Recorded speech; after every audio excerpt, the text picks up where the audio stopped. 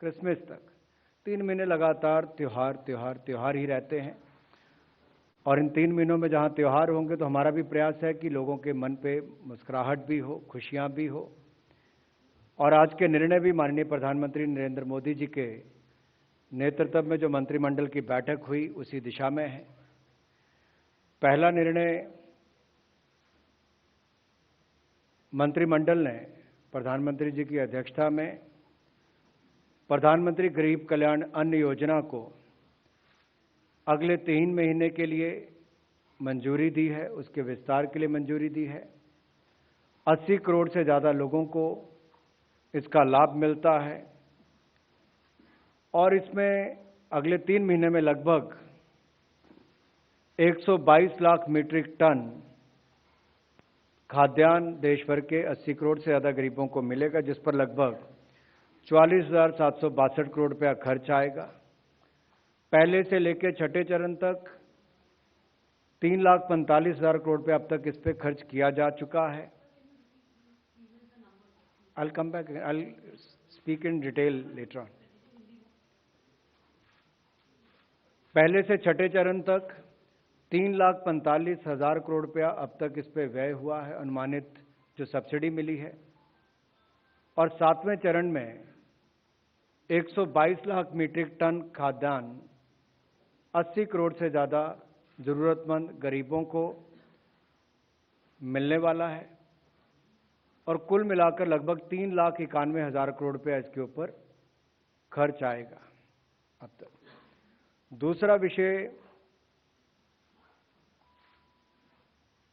सरकारी कर्मचारियों से लेकर है, पेंशन धारकों से लेकर है।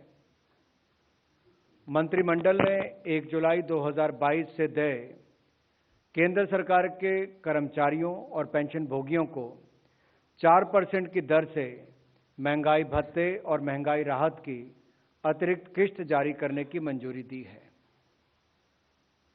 सालाना 12,852 करोड़ रुपए का बोझ सरकारी खजाने पर पड़ेगा और 8 महीने के लिए, जो अभी हम जुलाई 2022 से फरवरी 2023 तक देखें तो 8,568 करोड़ रुपए का बोझ वित्तीय वर्ष 2022-23 में पड़ेगा।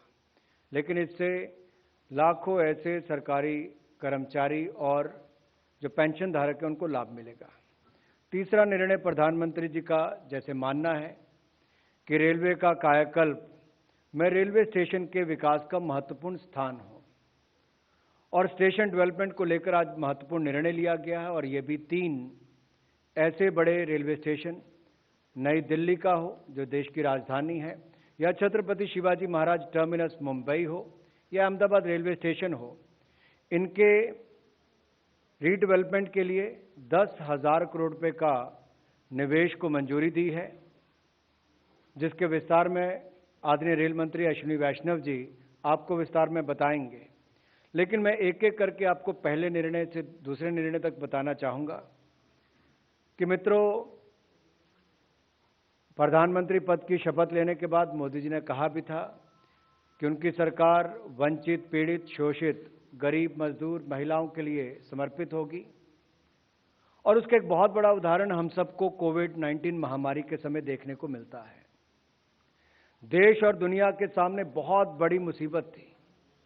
उस समय जहां प्रधानमंत्री जी ने देश को नेतृत्व भी दिया, जहां एक और वैक्सीन बनाकर 200 करोड़ वैक्सीन मुफ्त में लगाने का काम किया, वहीं सबसे पहला निर्णय भारत सरकार का क्या था? प्रधानमंत्री गरीब कल्याण अन्न योजना। और ये गरीब कल्याण अन्न योजना अप्रैल 2020 से चली और 25 महीने तक देश के 80 करोड़ से ज्यादा गरीबों को, जरूरतमंद परिवारों को अनाज देने का काम किया गया। और जितने उनके पात्रता पहले थी उनकी मात्रा को दुगना, यानी कि जब इसको एडिशन किया 5 किलो अनाज प्रति व्यक्ति प्रति माह 25 महीनों तक देने का काम किया। अब इसको विस्तार अगले 3 महीने यानी कि अक्टूबर से लेके दिसंबर 2022 तक किया गया है। इसमें अब तक कुल मिलाकर 3,45,000 करोड़ रुपए का खर्चा पहले से छठे चरण तक आया है और ये 7वां चरण जो अक्टूबर से दिसंबर 2022 तक का है, इस पर 44,762 करोड़ रुपए की अनुमानित सब्सिडी होगी, जो लगभग 122 लाख मीट्रिक टन खाद्यान्न देश के 80 करोड़ से ज़्यादा गरीबों को मिलेगा। और ये त्योहार के सीजन में जरूरतमंद गरीब के चेहरे पर एक और मुस्कुराहट भी लाएगा।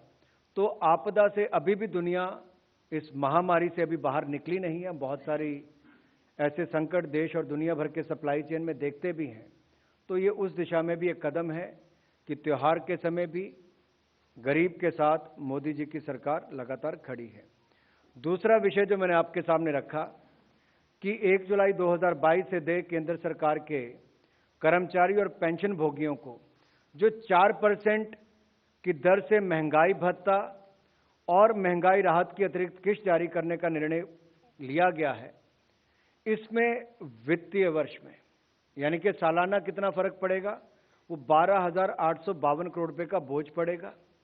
और अगले 8 महीनों में जुलाई 2022 से फरवरी 2023 तक 8,568 करोड़ रुपए का बोझ पड़ेगा। लेकिन इससे देश भर के सरकारी कर्मचारी और पेंशन